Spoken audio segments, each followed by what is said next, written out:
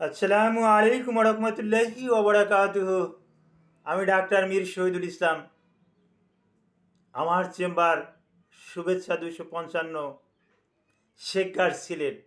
আমার শেখগাঁর সিলেট থেকে প্রতিনিয়ত আমি উপস্থিত থাকিয়া আপনাদের উদ্দেশ্যে চিকিৎসা বিজ্ঞানের আলোকে অত্যন্ত গুরুত্বপূর্ণ কিছু তথ্য আপনাদেরকে উপহার হিসেবে পাঠিয়ে দেই। আজকেও ব্যতিক্রম হবে না।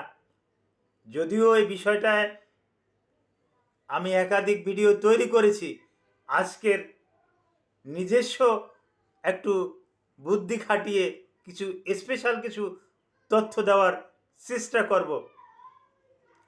যে বিষয়টা নিয়ে আলোচনা করব, এই বিষয়টা, এই রোগটার নাম বাংলায় বলে খোসপচরা, ইংরেজিতে আমরা চিকিৎসা বিজ্ঞানের ভাষায় বলি স্ক্যাবিস। এই হোয়াট ইজ স্ক্যাবিস? স্ক্যাবিসটা কি? Scabies is one kind of parasite that's named Sarcoptes scabies। অর্থাৎ সার্কোপটিস স্ক্যাবিস নামক একটা জীবাণু দ্বারা,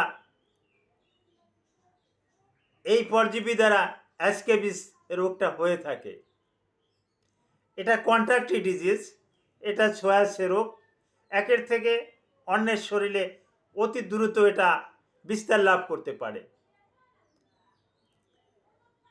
এই প্যারাসাইটে এর অনেকগুলো পা আছে। এটা দেখতে আমরা বিশেষ করে ল্যাবরেটরিতে যখন দেখেছি,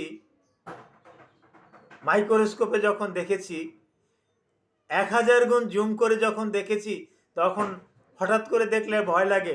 মনে হয় যেন বড় আকারের একটা কাচিম, যে কাচিমগুলো দেখেছি বিভিন্ন এইতে, ওই চিটাগাংয়ের বাইজিদ বোস্তামির মাজারে যে কাচ্ছিমগুলো আছে, এই বাইজিদ বোস্তামির মাজারের কাচ্ছিমের মতন এক একটা দেখতে।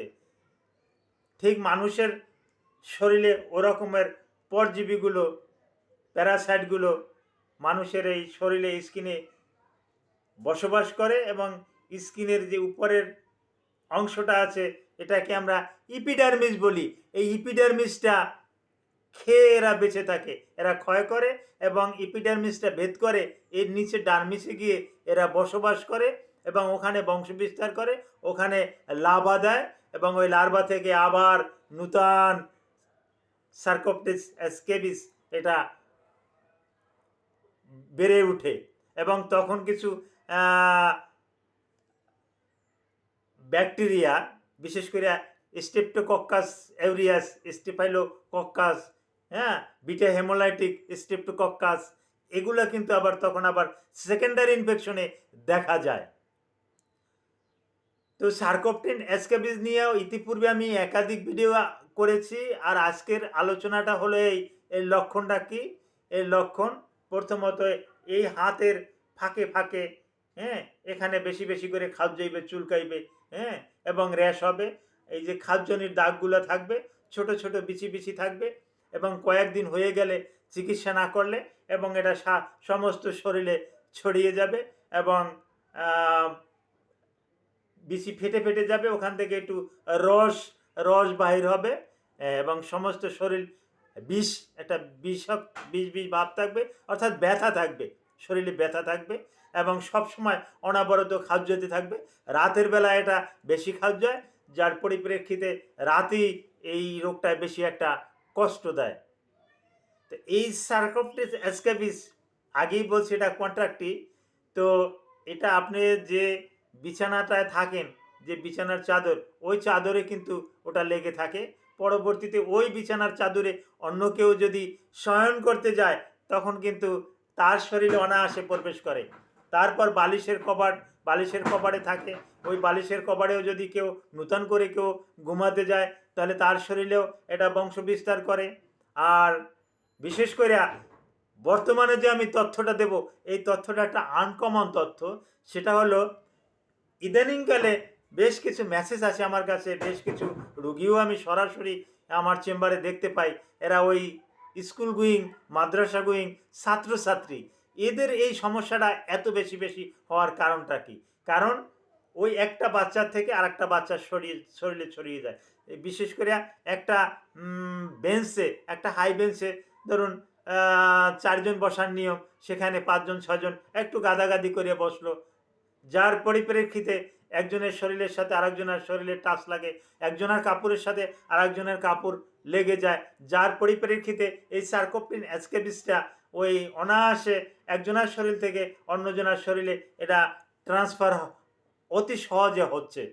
যার পরিপ্রেক্ষিতে একটা ওই এক স্কুলে বা একই ক্লাসের একজনের যদি হয়, তাহলে দেখা যাচ্ছে যে ওই ক্লাসের যতজন ছাত্রছাত্রী আছে সবার শরীরেই এই রোগটা থাকে।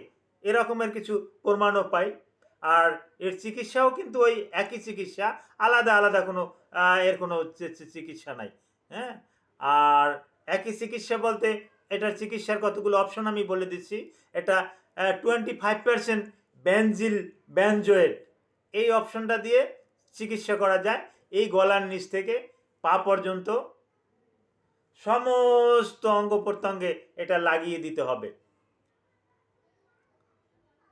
একবারই লাগিয়ে দিতে হবে, একবারই ভালো হয়ে যাবে। যদি চিকিৎসক মনে করে যে আবার একটা বুস্টার ডোজ দেওয়ার দরকার আছে, তাহলে ওই ডাক্তারই লিখে দেবে যে হ্যাঁ 7 দিন পর আপনি আর একটা ডোজ নিয়ে নিন। এটা গেল বেনজিল বেনজোয়েট। আর একটা অপশন আছে মনোসালফ্রাম। এই মনোসালফ্রাম দিয়ে আপনি চিকিৎসা করতে পারেন। মনোসালফ্রামটাও চমৎকার একটা ড্রাগ, এটা দিয়েও ভালো একটা রেসপন্স পেতে পারেন। 5% পারমিথ্রিন, এই 5% পারমিথ্রিনও ওই একই নিয়মে গলা থেকে শুরু করে পা পর্যন্ত সমস্ত অঙ্গ প্রত্যঙ্গে ব্যবহার করবেন। 10-12 ঘন্টা এটা আর ভিজাবেন না। যদি ভিজানোর প্রয়োজন হয়ও আবার তাৎক্ষণিকভাবে ওই জায়গাটা একটু লাগিয়ে নেবেন। বিশেষ করে অনেক সময় হাত ভিজানোর দরকার হতে পারে, হাতে আবার তাৎক্ষণিকভাবে লাগিয়ে নেবেন। তবে 10-12 ঘন্টার ভিতরে আমরা ভিজাতে নিষেধ করে থাকি। আচ্ছা, তারপরে আসে কোটামিটন। 10% কোটামিটন, এই 10% কোটামিটনটাও ওই একই নিয়মে ব্যবহার করা যেতে পারে। আবার কম্বিনেশন ফর্মেও কিছু ড্রাগ আছে, যেমন পারমিথ্রিন, তারপর আসে কোটামিটন, এর কম্বিনেশনেও অনেক ড্রাগ আছে। এই পারমিথ্রিন কোটামিটনের কম্বিনেশন ড্রাগটাও ওই একই নিয়মেও কিন্তু ব্যবহার করতে হবে। তারপর আসে ওই পারমিথ্রিন কিছু সাবান আছে, এই সাবান দিয়ে যদি নিয়মিত গোসল করা হয় কয়েকদিন, এতেও কিন্তু ভালো একটা ফল পাওয়া যায়। ভালো ফল বলতে এখানে রেসপন্স কিন্তু 100% রেসপন্স পাওয়া যায়, তবে নিয়মকানুনগুলো মান্য করে চলতে হবে। আর মাদ্রাসাতে স্কুলে যে ছাত্ররা যেখানে বসে, শিক্ষকদের উপরে আমার একটা আকুল আবেদন থাকবে, টিচারদের উপরে একটা আকুল আবেদন থাকবে, এই টিচাররা যেন, মাদ্রাসা বা স্কুলের শিক্ষকরা যেন এই যে হাই বেঞ্চ বা চেয়ার টেবিল যা কিছু আছে এগুলো যেন গরম পানি দিয়ে একটু ধৌত করে, একটু গরম পানি দিয়ে ধৌত করে তারপর সে যেন এটা ওই পুনরায় যেন বাচ্চাদেরকে বসতে দেয়। আবার অনেক সময় আছে যে কাঠ যদি ভিজায় তাহলে হয়ে যেতে পারে, নষ্ট হয়ে যেতে পারে। সেক্ষেত্রে একটা কাজ করতে পারে, মেথিলেটেড স্পিরিট, এই স্পিরিট দিয়ে এটা বার্নিশ করে নিতে পারে, চেয়ার টেবিলে একটা বার্নিশ করে নিতে পারে। এতেও ওখানে লেগে থাকা এই কিছু প্যারাসাইট, বিশেষ করে সার্কোপ্রিন এসকেপিস, এগুলো মারা যাবে। তো টিচারদের কাছে ওই অনুরোধটা থাকলো, টিচাররা যদি এটা করে তাহলে বাচ্চাদেরকে এই সার্কোপ্রিন এসকেপিসের ভয়াবহতা থেকে তাকে কিন্তু রক্ষা করতে পারবে। আর আমি আবার বলছি, এই সার্কোপ্রিন এসকেপিস সমস্ত শরীরেই হয়, এই হাতের ফাঁকে ফাঁকে, হ্যাঁ, এই বগলে হয়, হ্যাঁ, বিশেষ করিয়া মহিলাদের ব্রেস্টে নিপেলে এখানেও হয়, পুরুষদেরও বিশেষ করে ওই ইঙ্গুইনাল অঞ্চলে ওই বেশি বেশি করে আমরা দেখতে পাচ্ছি, যৌনাঙ্গে তাদের বেশি বেশি করে এগুলো দেখা যাচ্ছে। হ্যাঁ, তো এখানেও কিন্তু ওই লোশন, ক্রিম, এগুলো কিন্তু যথানিয়মে মাখাতে হবে। তাহলে ইনশাল্লাহ সম্পূর্ণরূপে ভালো ফল পাওয়া যাবে। Thank you all.